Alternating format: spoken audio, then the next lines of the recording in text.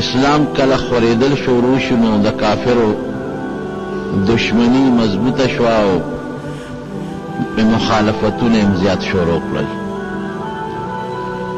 یو طرف ته به د نبی علیہ السلام سره دشمنی کوله، هغوی له به تکلیف ورکو، د هغوی صحابو له به تکلیفونه ورکول، او بل طرف ته به جرګې هم کولې. لکه یو جرګه ابو طالب صاحب له راوسته،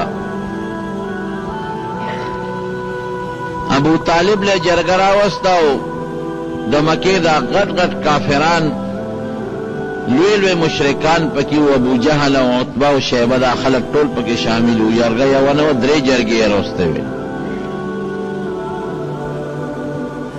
نبی علیہ السلام ته ابو طالب سړی ولېږه او پیغمبر علیہ السلام یې راوغوښته. دا ټوله جرګه ورته ناسته وه. ابو طالب په عربو کې مشرم و، خلکو به قدر هم کو، او پیغمبر علیہ السلام یې ماشوم هم لوی کړی دی. د بچو نه به زیات د نبی علیہ السلام قدر کو، عزت به کو، او پیغمبر علیہ السلام همداسې به ورته کتل لکه د خپل پلار په شان دی. جرګې چې څنګه راوستله نو نبی علیہ السلام جرګې سره ودرېد. نو ابو طالب د جرګې مخکې نبی علیہ السلام ته وایي چې دا قوم راغلی دی ورواره، تا سره جوړه کول غواړي. کور په کور دشمني جوړه شوه، قوم په قوم دشمني جوړه شوه، او لوی مسله پیښه ده، قوم د سره جوړه کوي. خو د پیغمبر علیہ السلام مبارک عادت به دا و چې چا به خبره کوله نو هغوی به غږ نه کو تر څو چې به سړي خپله خبره نه وه خلاصه کړې. کاکاجي وایه دوی راغلي دي، دوی وایي که ستا دا ورواره دا خپل څه مسله چیړي او پیسې یې پکاري، نو چې څومره پیسې دی وایي موږ وله راغونډه ورکوله. که ښځه غواړي نو په مکه کې د ګوته کېږي چې د چا لور یې خوښوي موږ ورکوو. هغه زمانه کې دا پابندي نه وه چې یوه ښځه او که 2 دي او که 3 دي. عربو کې دا 4 ښځې دا پابندي وروسته راغلې ده چې 4 نه زیاتې ښځې به څوک نه کوي. کومه جینۍ یې خوښوي، د چا لور یې خوښوي، ګوته دې کېږدي. موږ له فخر دی په دې نه، ځکه نبي علیہ السلام خو ډېر ښایسته او ښکلی او د لوی قوم سره یې متعلق او هوښیار هم او قابل هم. نو موږ دا په شرطونو نه ورکوو، موږ دا فخر ګڼو.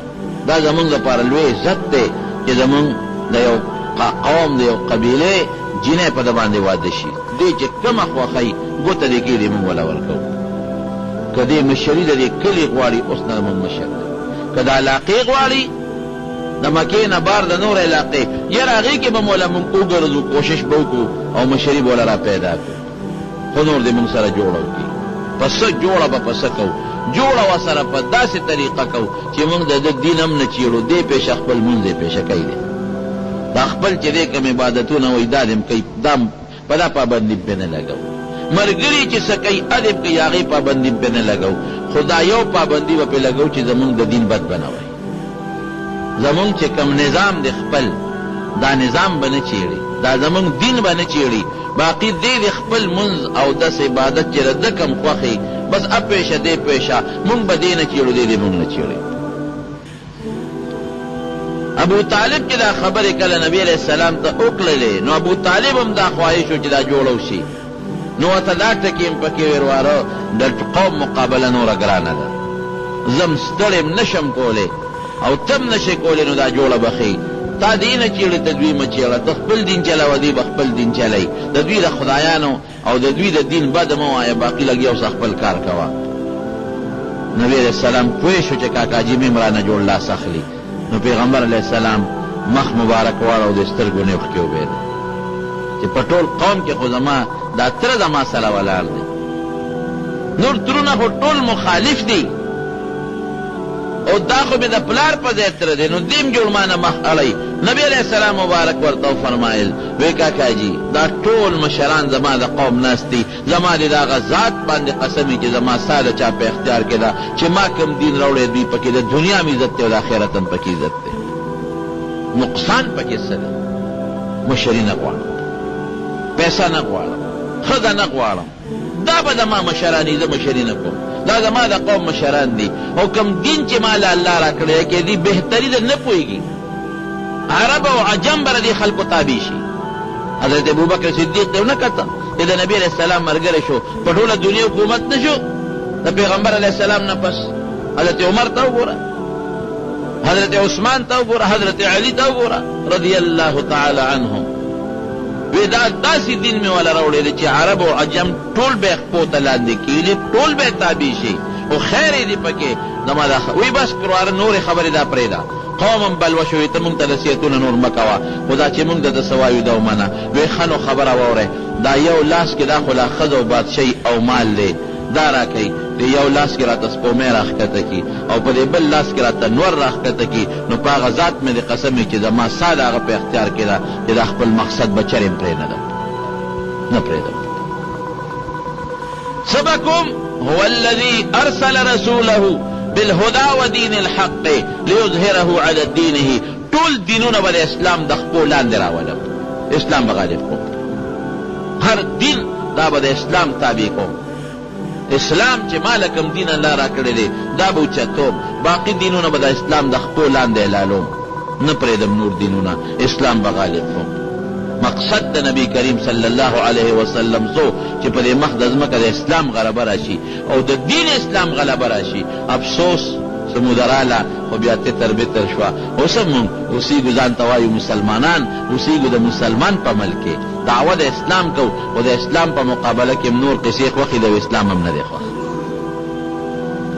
کم اسلام دپاره او کم دین دپاره چې نبی علیه السلام قربانۍ کړې دي کم اسلام دپاره چې هغې هجرت کړی دی او د کم اسلام دپاره د هغې غاښ مبارک مات شوی دی او د طایف سفر د طویب چې څومره تکلیفونه تیر شوي دي دې له نه هغې خو د مانځنه نه منې کوي خپل مونځ دې کوه خپل ذکر و اذکار نه منې کوي خپل ذکر و اذکار دې کوه خپل صدقې دې نه منې کوي دا خپل دې چلوه دې نه دې منې نه منې کوي مونږ والا به نه چیړې نبي علیه السلام وایي خامخا به چیړم اسلام به اوچتوم نور دینونه به د اسلام د خپو لاندې کوم نه پرېږدم نور دینونه خامخا به کوم او لا قوم پیشه او کار یې پیشه او چې مې مرګ مقرر وي د خدای له طرف نه هېڅ پروا مې نشته او کاکاجي که ته ما سره نشې ودرېدې تا نه م ګیله نه کوم خیر ته به د قوم نه مجبورې اوښکې روانې کړې ولاړ خدای دې هغه اسلام والا نظام زمونږ په دې وطن کې راولي هغې له موږ هېڅ کوشش نه کوو موږ هم په ازمونو پسې روان یو دا فلانکې ازم او دا فلانکې ازم او فلانکې ازم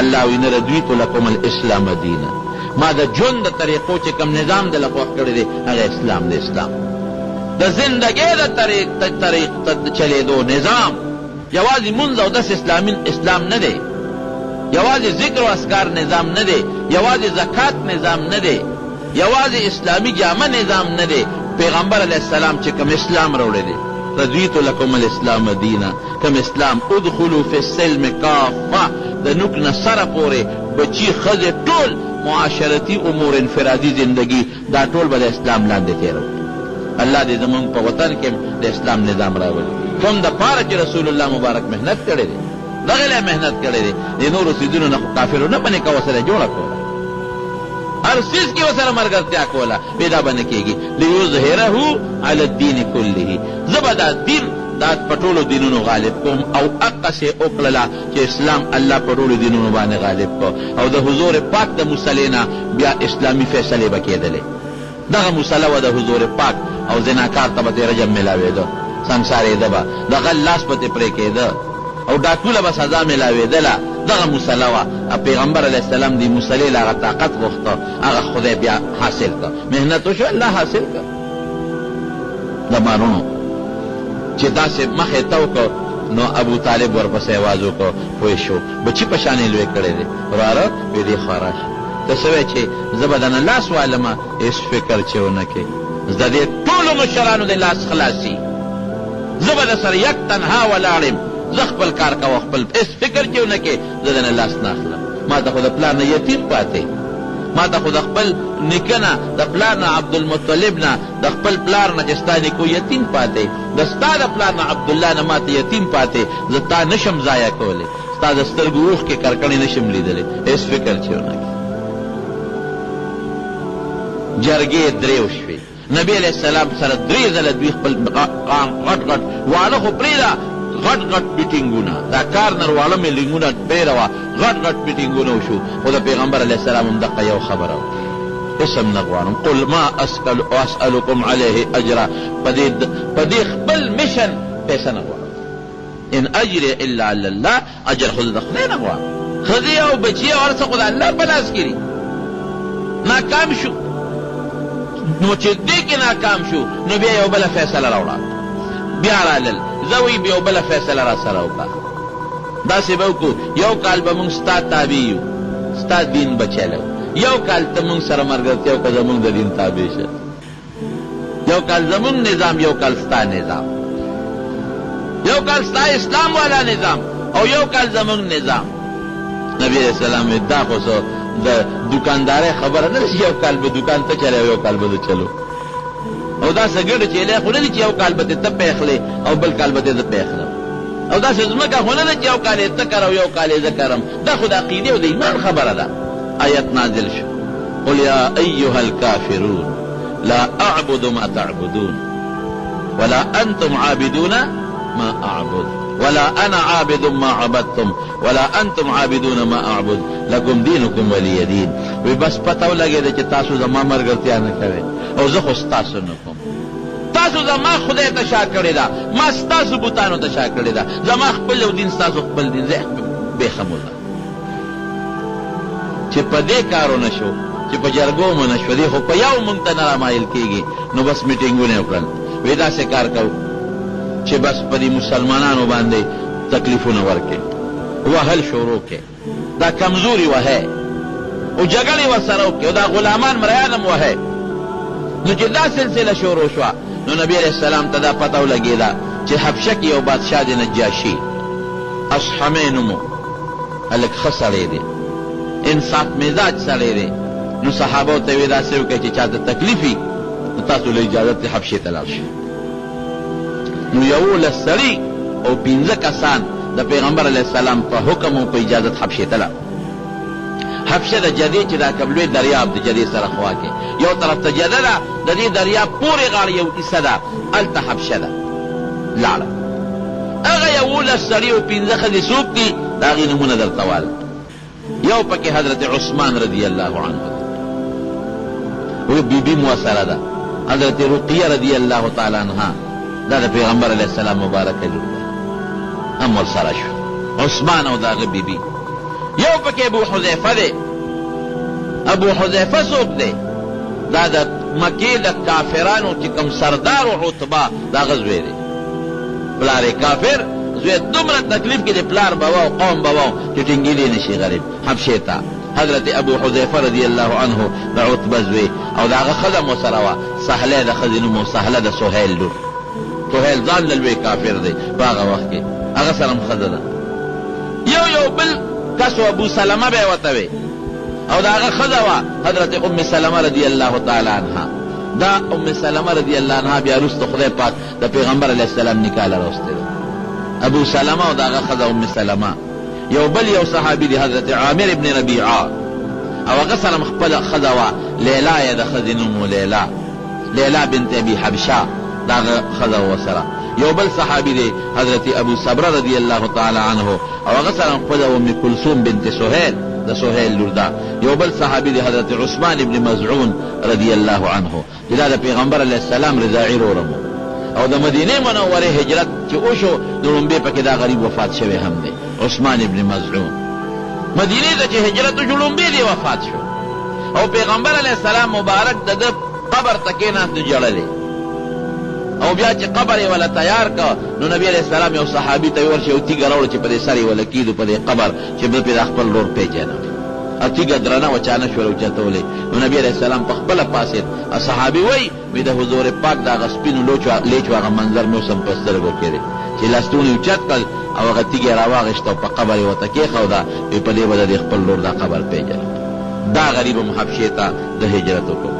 یو بل صحابي دی حاتب بن عمر رضی الله عنه، بل دی سهیل بن بیضاء رضی الله عنه، بل دی عبد الرحمن بن عوف رضی الله عنه، بل زبیر بن العوام رضی الله عنه د پیغمبر علیه السلام د ترور زوی دی، بل دی مصعب بن عمیر رضی الله عنه.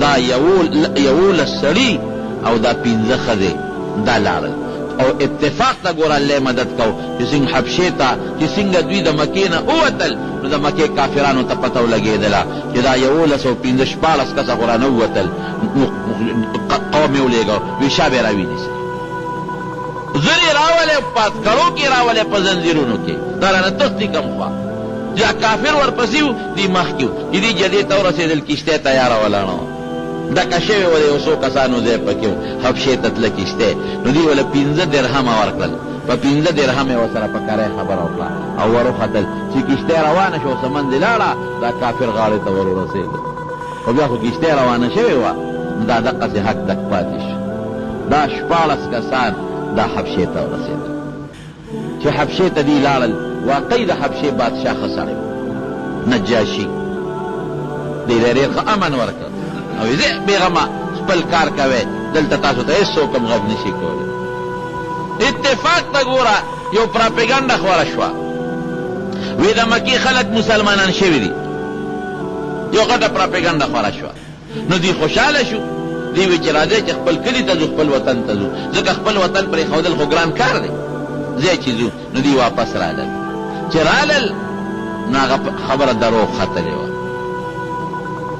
نو بیا روان شو څه پکې پاتې شو او څه روان شو نو دې هغوی بیا خدای په دې کې یو حکمت و دې واپس راوستل دې دپاره الله چې دې نور مسلمانانو ته د حبشي صفت وکړي او دا کوم کمزوري دي په مکه کې د چا بېوسه خلک دی بې قومه خلک دی یا د قوم خلک دی خو خپل پلارانو رشته داران یې نه پرېږدي نو چې دا ټول حبشې ته لاړ شي نو دوی رالل دې صفتونه وکړل د حبشې په ډېر نیکمن پکې مونږ تېر کړه نو دوی څه پکې واپس شو او څه پاتې شو نو په دویم هجرت کې 18 سړي او 19 ښځې حبشې ته روان شو 18 سړي 19 ښځې وې د هغوی د نومونو لوی فهرست دی نومونه درته نه ده 18 کسان او 19 سړي خو چې دوی څنګه لاړل نو کافرانو څه چل وکړو هغوی وی یاره داسې کار دی چې دا خو د دې ځای نه به یو مسلمانېږي او حبشې ته به ځي هسې نه د حبشې بادشاه ملګري نه شي په بل غم ونړو نو هغوی یو 2 کسان منتخب کړل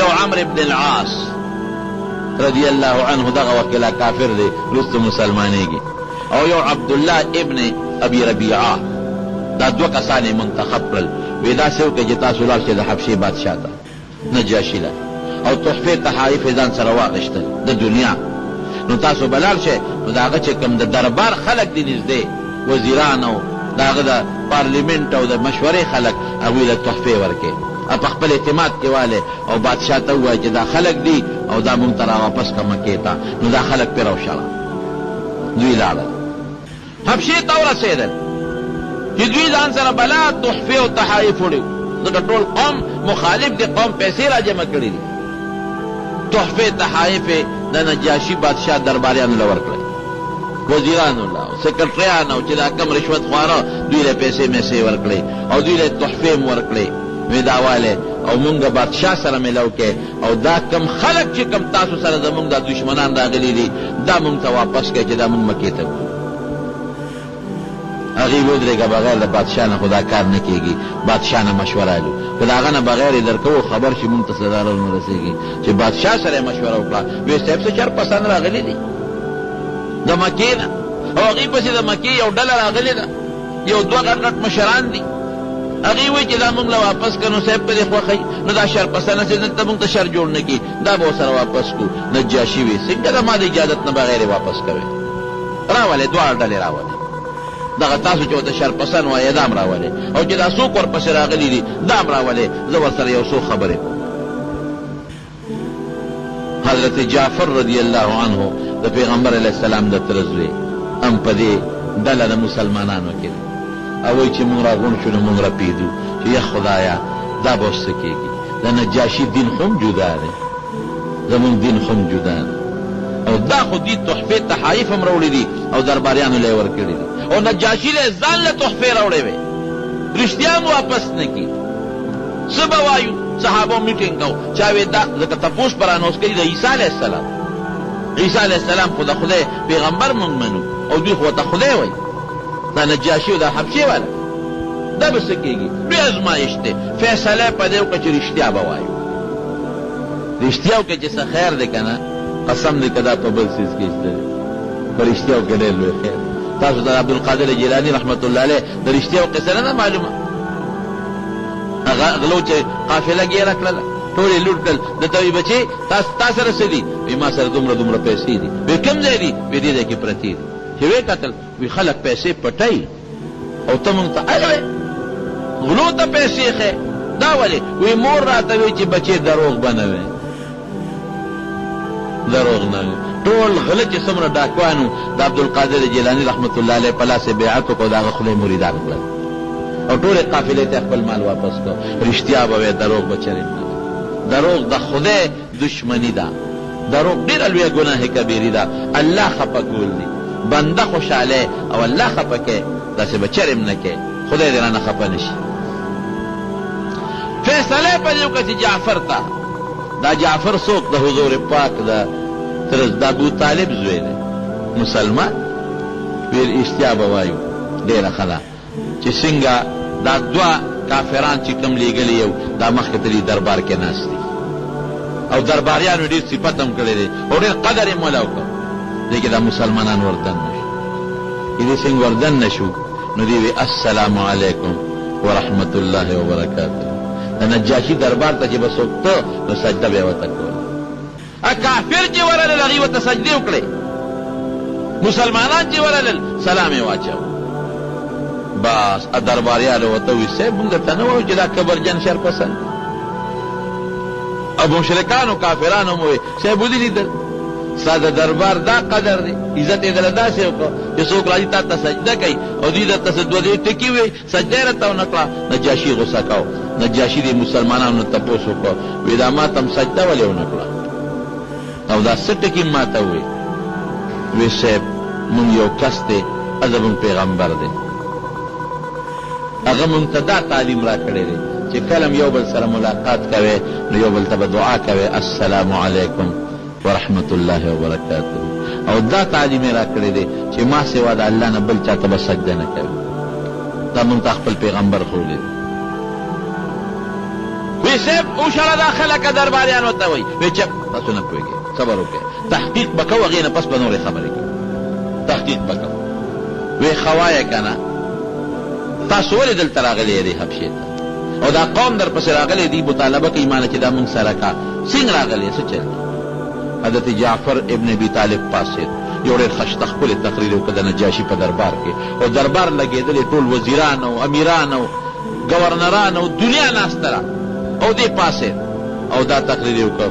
وی ای بادشاه مونږ هغه قوم چې مونږ به مردارې خوړلې، مونږ به د کاڼو سجدې کولې او چې یو کاڼی به خوښ شو په لاره به تېرېدو اب هم راواغېشته جیب کې به م واچو د هغې سجده به م کوله زور به م غورځو او چې کاڼي به نو نو مونږ به یو شګې را یو ځای کړه چیلی به م ټوله شله او په هغې ته به م سجدې کولې او غلاګانې به م کولې او ډاکې به م کولې او قافلې به م لوټلې او زناکانې به م کولې. دا زموږ ژوند او په معاشره کې هره بدعملي چې وه ټوله په مونږ کې وه. داسې بدعملي چې په دنیا کې ده داسې نه وه چې مونږ دې نه کړې، نه راکې نه مو مور پېژندله، نه مو پلار پېژنده، نه مو لوڼه پېژندلې، جمدی به م ښخولې، اولاد به م جمدی ښخو. نو یو هلک مونږ کې خدای را پیدا کړ، نوم یې محمد دی صلی الله علیه وسلم. مونږ یې پلار هم پېژنو، مونږ یې نیکه هم پېژنو، مونږ یې قوم هم پېژنو، مونږ ته ښه معلوم دی او ډېر نیک او صالح مونږ کې او دوی ته هم پته ده دوی هم پېژني. هغې هلک مونږ ته ووایي چې الله یو د شریک وله نشته او زه د خدای رسول یم، ډاکې به نه کوئ، غلا به نه کوئ، د مشر به قدر کوئ، عزت او احترام به کوئ، ما سوا د خدای نه بل چاته سجده به نه کوئ، د خیر او د شر مالک الله دی بل څوک نه دی. او که د الله تابعداري مو کړه جنت به درکوي او که د خدای نافرماني مو کړه دوزخ به درکوي. لوڼه به جمدی نه ښخوئ، کنځل به نه کوئ. او چې کوم انسان مونږ به ظالم چې به ظلم وکړه د هغه په ځای به یو بېګناه سړی راونیوه، بېګناه به د بل په ځای نه رانیسئ. دا خبرې راته وکړې مونږ د هغه ملګري شو. او دوی وایي تاسو ولې ملګري شوي؟ حضرت جعفر ورته بیا یو ټکې وایي، وایي صاحب دې نه تپوس وکړه دې خلکو نه چې مونږ چې ته غلامان یو د دې خلکو، که مونږ د دوی غلامان یو نو بېشکه د دوی نه را تښتېدلي یو، نو بیا هم وله ورکه. دوی نه تپوس وکړه موږ د دوی غلامان یو. نجاشي د هغې نه تپوس وکړه وی دا هم غلامان دي؟ هغې وی نه نه غلامان خو نه دي، دا خو اصیلان دي او د مکې د قوم مشران دي. وی ښه دویم تپوس دې وکړه که موږ مرګ کړي مړ کړي او د دې را باندې وینه پوري نو بیا هم وله ورکه. نجاشي دې تپوس وکړه وی دوی څه مرګ کړی دی؟ وینه پې ستاسو پورې ده؟ وی نه نه نه نه هېڅ قسمه زمونږ پې وینه نه ده پورې او نه یې مرګ کړی دی.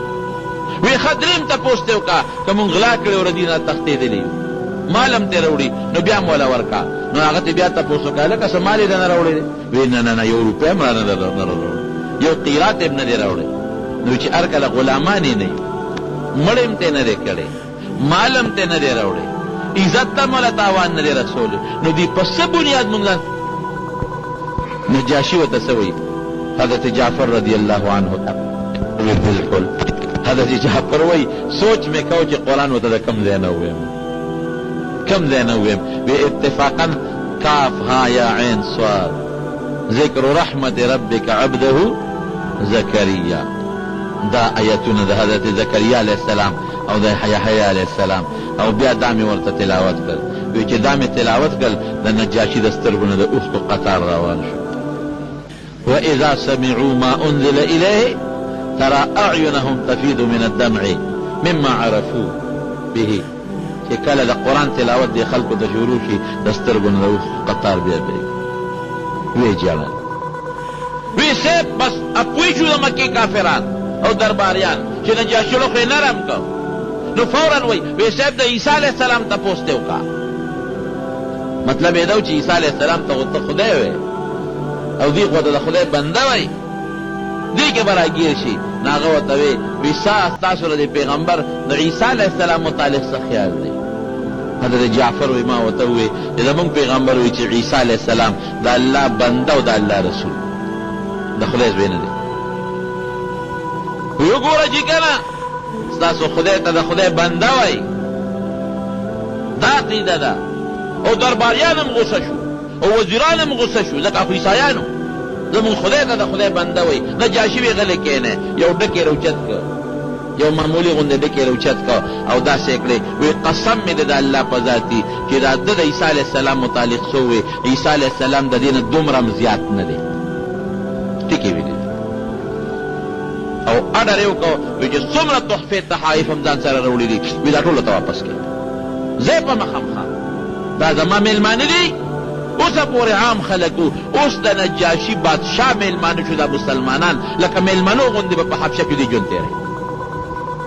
بدو کې ښه شول او وی زه په رشوت تاسو ما دوکه کوئ. نجاشي وی ما ته دا بادشاهي په رشوت نه ده میله چې دا تره مړ شي خو د ارواره له بیا حکومت ځي، ځکه ارواره هوښیار دی او د حکومت خو دله نه دی پکار. نو د تره پسې رالل وی داسې کار دی صاحب داسې معلومیږي که ته مړ شو د حکومت دله ځي، دا لږ هوښیار دی. وی څوک هم؟ وی دا ملکه. وی نه د پلار ملک اوس را باندې د غریب دا زه یې وجنی. وی ښه دې دربار نه وباسه. وی داسې به وکړم. نو یو سوداګر په لاره روان و، هغې راوسته. نو دا نجاشي دې پې په 600 درهمه خرڅ کړ. ویلې د وطن نه وباسه، دا زمونږ غلام دی. اتفاق ته ګوره، د خدای شان ته ګوره. په هغه شپه هغه تره چې و بادشاه مړ شو. چې مړ شو وزیرانو میټینګ وکړ. وی دا زامن خو ټول لوپران دي، دې له خو بادشاهي نه شو ورکولی، هغه هلک را غوښتل غواړي. نو لاړل هغه سوداګر پسې ګرځېدل، هغه یې را پیدا کړ. نو واپس یې دې راوسته او دې په بادشاهۍ باندې کښېنه مفتو کې. نو نجاشي وایي د مکې کافرو ته وی دا بادشاهي ما ته په رشوت نه ده میلاو، ما له خدای را کړې ده. تاسو ما په رشوتونو دوکه کوئ، زه خدای م بیخ د هغه تحفو وباسه.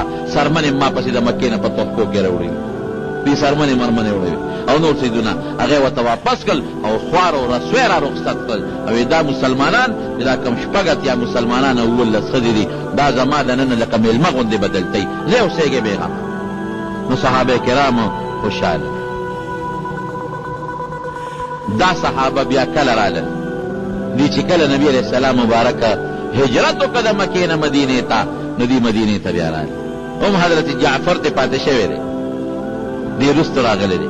حضرت جعفر سره د یوې ډلې په هغه وخت واپس شو چې کوم وخت کې خیبر فتح شو، 9 هجري و په هغې کې راغلی دی. او دا باقي صحابه کرام چې کله مدینې ته حضور پاک هجرت وکړو دی مدینې منورې ته راغله او چې مدینې ته راتله عجیبه خبره وه نجاشي له لاړل وایي مونږ خو زمونږ پیغمبر خو مدینې ته لاړ هجرت یې وکړ مونږ هم ځو مدینې ته تا له اجازت له راغلي یو وایي ښه ما له اجازت له راغلي یې وایي یو ویل اول خو دلته راشئ ما ته کلمې شهادت وروایئ چې زه مسلمان شو خدای مسلمان کړ دی کې ام حبیبه رضی الله تعالی عنها وا د چا لور د ابو سفیان چې مکه کې لوی سردار دی هم پکې ده د هغې خاوند وفات شو په حبشه کې هغې تقاضا وکړه وایي ما نبي علیه السلام سره که نکاح وکړي نو ښه به نجاشي د خپل ځان نه 1500 روپۍ مهر هغې له ورکړ او د پیغمبر علیه السلام او د ام حبیبي نکاح یې په حبشه کې وله وتړی او یو خپل غلام یې ورسره که یو نوکر دی مسلمانانو سره کا وی ښه په عزت به مدینې ته رسوی سپیشل کشتۍ والا برابر کړه بل نوکران یې کړل ورسره لکه یو پروټوکول غوندې شکل کې او ته به لاړ شې نوکر ته وي او دا مسلمانان به ښه په اطمینان ورسوي او بیا به نبي علیه السلام ته زما درخواست وکړي مسلمانان راورسېدل هغه د نجاشي هغه سړی هم راورسېده چې راورسېده وی نجاشي وایي چې د الله رسوله زه په تا باندې ایمان ما راوړی د مسلمان شوی بلکل او د الله روی ستانه سوال کوم چې ماله د خدای په دربار کې بخښنه وغواړه نو نبي علیه السلام وله 3 دعاګانې وکړې چې خدای نجاشي وبخه الله ته وبخه الله ته وبخه او بیا وروستو دا نجاشي چې کله وفات شو د تمنا کړې وه چې زه به د نبي علیه السلام ملاقات له راځم خو غریب بیا مړ شو وفات شو ملاقات نصیب نه شو نو چې کله وفات شو نو نبي علیه السلام مبارک صحابو ته اعلان وکړه په جومات کې وایي ستاسو هغه ورور نجاشي وفات شوی دی وی دا صاحب تاسو ته څه پته ولګېده وی جبریل علیه السلام راغی ما ته الوی او ما ته جبریل علیه السلام دا مو وی چې که جنازه کول غواړې چې درته یې رانږدې کړمه وی مې چې یو بلکل جنازه کول غواړم نو نبي علیه السلام ځان سره صحابه کرام وویستل د مدینې منورې د جومات نه بعد او وی جبریل علیه السلام په یو وزر د ځمکه وواله وی ما ته نجاشي کټ ښکاري او تاسو یې نه نو پیغمبر علیه السلام په نجاشي باندې بیا غایبانه جنازه وکړه غایبانه جنازه را بعض خلک کوي ولې زمونږ په مذهب کې د امام ابو حنیفه رحمت الله علیه غایبانه جنازه نشته هغوی دا وایي وی دا د نبي علیه السلام په نجاشي غایبانه جنازه کړې ده لیکن زمونږ په یو روایت کې راځي دا غایبانه نه وه مونږ ته خو غایبانه ښکارېده نبي علیه السلام وی ما ته جبریل علیه السلام د ده دا کټ را ښکاره که ما لیده تاسو نه لیده نو ګویا کې پیغمبر علیه السلام په حاضر سره جنازه کړې حاضر مړي باندې اصحابه د دې نجاشي نه و نور د حبشې هر بادشاه ته به دوی نجاشي به یې ورته وي چې دوی کله په دې کې نامراده رالل د مکې دا کافران او قوم ته وي چې مونږ خو ذلیل یې را رخصت کړو او خپلې سرمنې مرمنې هم راته راپشا کړې او تحفې تحایف هم راپشا کړل چې دا هم نه دي په کار اوس به څه کوو جرګه ناکام د ابو طالب حبشې نه نامراد راغل په والو ټکولو په مسلمانانو ستړي شو چې کم غریبانان مسلمانانو حبشې ته لاړل چې کم مالدارو او د قوم نه مجبورو هم حبشې ته لاړل د مکې محکم کافرانو یو بل میټینګ وکړو وی داسې کوو چې د مسلمانانو خلاف مکمل بایکاټ بنو هاشم چې کم د نبي علیه السلام قوم دی مکمل بایکاټ داسې بایکاټ ورسره کوو او خیفی بنی کنانه یو ځای و د مکې سره خوا کې یو خوړ دی هلته جمع شو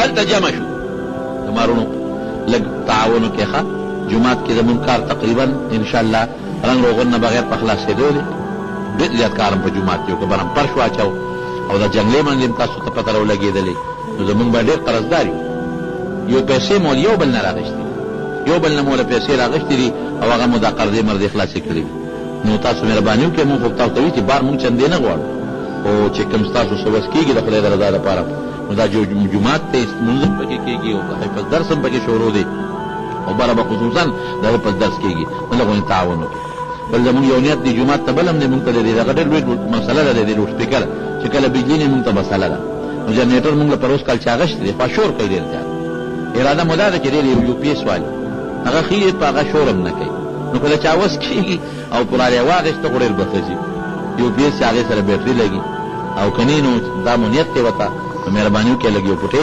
تعاون پکې وکړئ ښه بهر کیف میټنګ یو کا په خیف بنی کنانه کې به د مسلمان خلاف بایکاټ کو نو فیصله په دې وکړه چې نه به سره خبرې کوم مسلمانانو سره بلکې یوازې مسلمانان نه د دوی چې کوم مرګري دي اگر که مسلمانان نه دي هغې سره به هم نه کوو نه به خبرې کوو نه به پې سلام اچوو نه به جواب اخلو نه به پې شی خرڅوو نه به د شی اخلو مکمل بایکاټ دا سوشل بایکاټ چې ورته وایي ماشومانو چغې مه وهئ سوشل بایکاټ چې ورته دا به کوو تنګ شو مسلمانان دغه چې په قوم کې د سره څوک خبرې نه کوي نو د ابو طالب یو دره ده شعب ابي طالب هغې ته مسلمانان منتقل شو او اتفاق ته ګوره چې دوی کله بایکاټ فیصله وکړه نو یو کاغذ یې ولیکه او په هغه کاغذ د دې کافرانو ټولو مشرانو سردارانو دستخط یې وکړې او د بیت الله په درشل باندې هغه کاغذ ټک و چې دا زمونږ د مسلمان خلاف فیصله ده او دا هم دلته ټک واله نو چې چا هغه کاغذ لیکلی و د هغه نوم دغه او دا څه ورته ویلې کېږي هغه نوم مثلا هېر شو هغه چې هغه د عکرمه زوی د پلار نوم خو عکرمه دی خو بهر کې نوم راته نه دی یاد دی وخت هغه چې چا خط لیکلی و هغه خدای په لاس وشل کو هغه له خو رب العالمین هغه سزا ورکړه خو مسلمانان تنګ شو نو شعب ابي طالب ته منتقل شو هلته به یې څه کول نه پې چا شی خرڅو نه د چا شی غېشته نه چا خبرې کولې نه څوک ته جواب اخلي نو دومره تنګ شو مسلمانان دومره چې وی مونږ به د اونو دا پاڼې خوړه او دا کبلې به م راشکولې په دې به م خپل وخت تېرو او یو صحابي وی ما باندې خو دومره تکلیف راغی چې یو ځل مې په لاس په ځمکه د شپې تپاو نو سلون غوندې شي باندې مې لاس ولګېده ډېر وږی وم وی اوچت مې کو په خوله مې ور ومنډه او شخوند مې پې وو وی پته راته ونه لګېده چې څه شی و خېټې ته مې څه لاړل یو بل صحابي وی سرمن مې ومونده سرمن نو یا مې راوړله نو وی او مې سوځوله ایرې مې ته جوړې کړې نو وی هغې ایرې به مې لږې لږې خوړې په هغې مې خپله ګزاره دا ژوند د صحابو او دا لږ نه دا د سن 7 هجري نه حبشې ته هجرت په 5 هجرې رجب کې زبرګه کې شوی او دا سن 7 هجري وه دا سن 10 هجرې دا هجري نه ایشه نبوي ځکه هجرت خو وروسته دی حبشې ته هجرت په 5 نبوي شوی او دا 9 نبوي د پیغمبر 9 کالو د نبي علیه السلام 3 کاله د تکلیفونو کې مسلمانان تېر شوي او دا ظالمان به تلله په هغه دره په غاړه کې به ورته ودرېدل نو د مسلمانانو هغه ماشومانو به د لوږې نه چغې والې جړل به نو دوی به پورې خندل داسې ظالمان ظلم به یې کو نو پکې هر قسمه خلک وي بعضې پکې ښه خلک وي نو یو کس پکې و پکې خو حکیم ابن حزام د حضرت خدیجې رضی الله تعالی عنها د تره زوی دی هغه وی یاره دا خو ډېر لوی ظلم دی دا هغوی خپل دي زمونږ دا دونه ظلم ولې په دې مسلمانانو کوو او چې د بار نه به قافله راله او سامان به یې خرڅو نو د مکې کافر به ورته وایي ګورې په دې به نه خرڅوې نو به مسلمانانو به نه خرڅو او که خرڅو به نو دوی به ورته وایي د دې لس چنده زیات قیمت ووایه نو دومره قیمت به وي چې به د اخېستو نو تنګ شو حکیم ابن حزام یو اوښ رابار کړ 3 کاله پې تېر شو اوښ یې بار کړه د غلې او د خوراک او د وازګو او چې څنګه یې بار کړه نو روان شو دې درې ته ور روان شو دوی کې ابو جهل ولیده وی ښه حکیمه مونږ بایکاټ کړی او ته بایکاټ ماته ته جوړ مسلمان یې تا هم ورسره ملګري کوو او هغه اوښ یې د لاسه ونیوه او واپس یې ترې را روان کړه چې دا کار دې وکړه ابوالبختري دیم کافر دی حکیم بن حزام هم کافر دی ابوالبختري هغه وی چې یاره دا څه وشو ابو جهل ته وی ستا په دې کې څه کار دی وی نه مونږ فیصله کړې ده وی ستا د قوم خلک کوو تا به دا فیصله نه کوله دا خو زموږ تربوران او رشته داران دي نو ځکه دا فیصلې دي کړي په جګړه شو ابوالبختري او لینده ورسره وه هغې اوچته کړه ابو جهل یې په دا سر و سر یې وله وینې کړه جګړه جوړه شو هشام ابن عمر دا یو بل کافر و دا هغه هم پکې رشته دار و هغه د شپې یو اوښ د سامان نه ډک کړ او درې ته یې بوته پټ او دغسې ورشړ مسلمانانو ته بعضې پکې بس دا یو خدای پاک داسې یو کار جوړول چې دا بعضې خخ صالحان صالح معنا مسلمان نه لکه اخلاقي طور چې کوم ښه خلک وو هغې را یوځای شو چې را یوځای شو وی دا فیصله ماته و دا مسلمانانو سره ظلم دی اخوا د نبي کریم صلی الله علیه وسلم ابو طالب ته وی ابو طالبه وی ما ته الله تعالی یو اطلاع را کړې ده. یا څنګه ده؟ وی خدای پاک ما ته د اطلاع راله چې کم کاغذ دوی لیکلی دی او د بیت الله په دروازې ټکوالی دی نو هغه به یې نو خوړلی دی. یو د خدای نوم پاتې دی او باقي به یې نو خوړلی. ورشه کافرانو ته ووایه. نو چې هر کله هغه به یې نو خوړه او کاغذ ختم شو نو د دوی چیلال ختم شو، د دوی هغه کاغذ دستخطونه ختم شوي دي. ابو طالب راغی د مکې کافرانو ته دا خبر وکړه. دوی خو یې نه اورېدل، خبرې ورسره نه کولې. هلته بعضې هلکانو نوجوانان او بعضې پکې انصافداره مو هغې وی نه دا بایکاټ ختمو. فیصله په دې شوه وی هلکه دا دې چې څه وایي ابو طالب دا خبره واورئ، که دا کاغذ واقعي وی نو خوړلي بایکاټ به ختم کړو، اکې نه یې خوړلي نه به یې ختم. بس مجبوره شو کافران. خپل منځ کې پکې اختلاف جوړ شوی چې کاغذ یې څنګه را خلاص که ویې سپړده نو د الله د نوم نه ما سوا چې څومره حرفونه ټول وی نو خوړلي بایکاټ ختم شو. دا 3 کاله مسلمانانو په دې دره کې دا بایکاټ د ژوند تېر کړ او د اونو پاڼو په دربو په کبل یې خپله زندګي تېره کړه. د څه د خاطره؟ د اسلام د خاطره، د دین اسلام د خاطره. د اسلام داسې په اسانه نه دی راغلی. چې کله پیغمبر علیه السلام بیا حجة الوداع وکړ، د حج نه فارغ شو، نو نبي علیه السلام وی داسې به وکړو چې هغه خیف بني کنانه چې کوم دی هغې کې به مونږ لږه دمه کړو. د شکریې د وجې نه صحابه ټول راغونډ کړل. یو وخت کې دې ځای کې زمونږ خلاف د بایکاټ فیصله شوې او زمونږ خلاف کاغذ دلته لیکلی شوی دی، اوس خدای هغه علاقه مونږ له راکړه نو مونږ د الله شکریه ادا کړو. نو پیغمبر علیه السلام په هغې کې لږه غوندې دم هم کړی و. زمارونو دې دوران کې حضرت ابوبکر صدیق رضی الله تعالی عنه څومره لوی سړی دی، هم مجبوره شو روان شو حبشې ته. وی زه حبشې ته ځم هجرت کوم. چې په لاره روان شو یو کافر دی ابن دغنه په مخه ورغی. ابوبکر څه کې؟ وی بس قوم مې نه پرېږدي، ځم حبشې ته. نه نه ستا غوندې سړی چې ته زمونږ نه بار تللی شي، ته خو ډېر ښه سړی، ته خو د کونډو رونډو خدمت کې، یتیمانانو ښېګړه کې او خلکو سره احسانات کې. راځه تا ته به څوک هم غږ نه کوي، زه دله امن درکړم.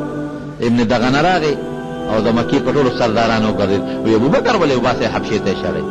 ابوبکر خو ډېر ښه سړی دا چې ښه ښه ده نه ټول لاړل، زمونږ په دې قوم کې څه پاتې کېږي؟ کافرانو ورته څه وي؟ وی داسې کار دی ابوبکر مونږ پرېږدو غږ ورته نه کوو. خو ده د کور مخکې ځان له جوماتګۍ جوړ کړی دی او په هغې کې دی لګیا دی هغه خپل سبق وایي قرآن. او حضرت ابوبکر صدیق چې به کله هم د قرآن شریف تلاوت کو جلل دی ورسره، ډېر نرم دله. نو مونږ یریږو زمونږ ښځې ورته ودرېږي او زمونږ بچي ورته ودرېږي، نو اصله زمونږ ښځې او زمونږ بچي چې ته مسلمانان نه شي. نو مونږ دله امن ورکوو ابن دغنه چې تا امن ورکړه زمونږ هم امن، خو ته دا مهرباني وکړه پناه موله ورکړه، ته دې پوه کړه چې دې دا خپل قرآن کور دننه پټ وایي.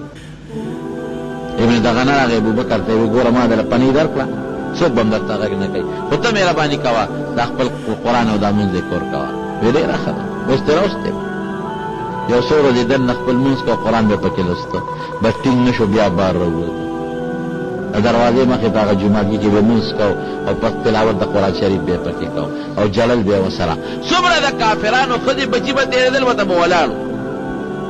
نو کافر لاړل هغه ابن دغنه پسې، وی تا وله پنۍ ورکړې وه او شرط یې پېښې و. ابوبکر د خپل شرط نه خلاف ورزي کړې ده، خو بیا راوتلی د دروازې مخکې لګیا دی او هغه خپل قرآن لولي او جالي ورسره. داسې وکړه چې د دې خپل شرط دا پابندي پرې ولګوو چې دې کور کې دن نه کوي، او که نه کوي نو مونږ یې ښکاره نه پرېږدو. ته دې خپل امان واپس واله، ځکه که مونږ وله ډب ورکوو نو دا ستا بېعزتي تا وله امان ورکړی دی، ته ته امان واپس که مونږ پېشه ابوبکر پېشه، مونږ یې بار قرآن اورېدو ته نه یو تیار. هغه راغی ابن دغنه ته وګوره تا له خو ما امان درکړی، پنۍ مې درکړه، ما دې ذمواري واخېسته، نو تا د خپل شرط خلاف ورزي وکړه. بار بیا راووتې، وی نشم صبرېدی، د خدای قرآن پټ نشم لوستلی، نشم ټینګېدی. وی ښه نو که سر باندې چا بار غذار وکړو نو دا خو زما بېعزتي ده، که پنۍ ما درکړې ده، ما ته خپل امان واپس که او یا دننه خپل تلاوت کوه. ابن ابوبکر صدیق ورته څه وایي؟ وایي ما تا له خپل امان واپس درکړو، ما له د الله او د رسول پنۍ او امان کافي دی. دومره سختې به په دې صحابه کرامو تېرېدلې. بیا چې د شیب ابي طالب هغه درې نه مسلمانان راووتل نو بیا د غم کال و عام الحزن ورته وایي. ځکه چې په دغه کال کې ابو طالب وفات شو. پیغمبر علیه السلام سره خو د ډېره مینه کوله او نبی علیه السلام عجیبه دا وه چې کله مړ کېده نو پیغمبر علیه السلام وله راغی او د مکې دا کافران تکې چاپېره ټول تودي. نبی علیه السلام ورته کاکاجي دا کلمه ووایه زه پوه شه او خدای پوه شه، زه به الله سره نور خبرې کوم خو ته مهرباني وکړه دا کلمه ووایه. ابو جهل ورته څه وایي اترغب عن ملت عبدالمطلب، وایي د خپل پلار نیکه د دین نه دی اړی. اخیری الفاظ د ابو طالب دو علی ملت چې بس زه بل دین نه قبلوم او د هغه خپل هغه نیکه پلار نیکه هغه زور خپل دین نه قبلوم او ساعت یې ووته کافر مړ شو. ورته پته ده لقد علمت بأن دین محمد من خیر ادیان البریة دینا، وی ما ته دا ښه معلومه ده چې د محمد صلی الله علیه وسلم دین په ټولو دینونو کې بهتر دی. بس ایمان یې نو نبی علیه السلام څه وی وی هغې پورې بدله د خدای په دربار کې بخښنه غواړم چې تر څو خدای نه یې منع کړي. نو قرآن شریف کې الله آیتونه نازل کړل ما کان للنبي والذین آمنوا ان یستغفروا للمشرکین. مسلمان سړی او پیغمبر دا به کافر له بخښنه نه غواړي، کافر خدای نه بخښي. ان الله لا یغفر ان یشرک به ویغفر ما دون ذلک لمن یشاء. کفر او شرک باندې چې کوم سړی مړ شو د ده بخښنه نشته، نور که خدای غواړي وبخښي، کفر او شرک خدای نه بخښي. 3 ورځې یا 15 ورځې د ابو طالب د وفات ته پته حضرت خدیجه رضی الله عنها هم وفات شو. هغه د پیغمبر علیه السلام بیبي هم وه خو ډېره زیاته خدمتګاره وه او ډېر لاس به یې کوه نبي علیه السلام ته تسلی به یې ورکولې. نو پیغمبر علیه السلام په دغه کال ډېر غمجن 3 کاله په شی به ابي طالب دره کې او دغه کال د کاکا وفات او د بیبي خدیجه رضی الله تعالی عنها وفات. نو ځکه عم الحزن ورته نو چې دینه مایوس شو نو پیغمبر علیه السلام بیا لاړ طایف ته.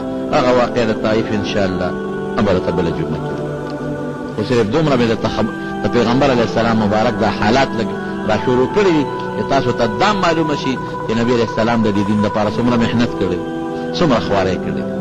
دا ته د دې دین قدر در سره پیدا شي او د نبي علیه السلام مبارک قدر در سره پیدا شي د دې نه خبر شي او د خپل ښکلي پیغمبر د حالات او تاریخ نه خبردار شي.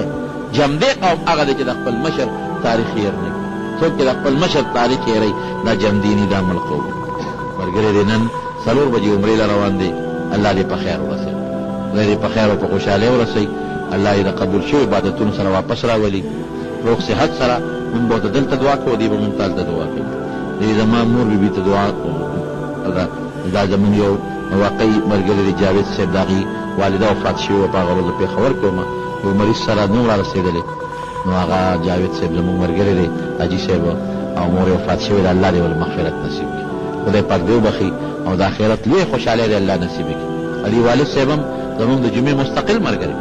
والد صاحب د جمعې په ورځ باندې وفات شوی، مانځل یې تیارې کوم، ما ته یاد دي. مور او پلار دې ولې خدای دواړه وبخي او خدای دې د آخرت خوشحالۍ نصیب کړي. موبایل فون باندې ګانې او فلمونه موجودي، مونږ ورسره کېږي، مونځ خو کېږي. دا خو یو دننه شعر دننه دا څه ښکاره څیزونه نه دي چې هغې سره دې مونځ نه کېږي. دا خو په هغه مشین کې دننه څیزونه پراته دي چې ته کله وغواړې راښکاره شي. خو چې دومره د مانځه د مسلو تپوسونه هم کې او معلومیږي دا چې د ګانو او د فلمونو د مانځه سره نه لګي. ځکه خو ته تپوس کې نو لرې کاته دا څیزونه په موبایل کې مه ساته. د دې یو حاجت دی، الله دې بل حاجت پوره کړي. ابو جهل د حضرت عمر ماما نه ماما یې نو جدا قوم دا جدا قوم ده.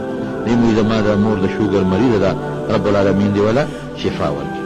خدای پاک دې روغ صحت ورکړي، الله دې شفا ورکړي. قرض دې او د کاروبار مکنه الله دې ولا قرض خلاص کړي، خدای دې ولا کاروبار کې برکت ورکړي. الله دا کوم دوستانو چې دعاګانې غوښتلې دي خدای دې ولا قبول کړي.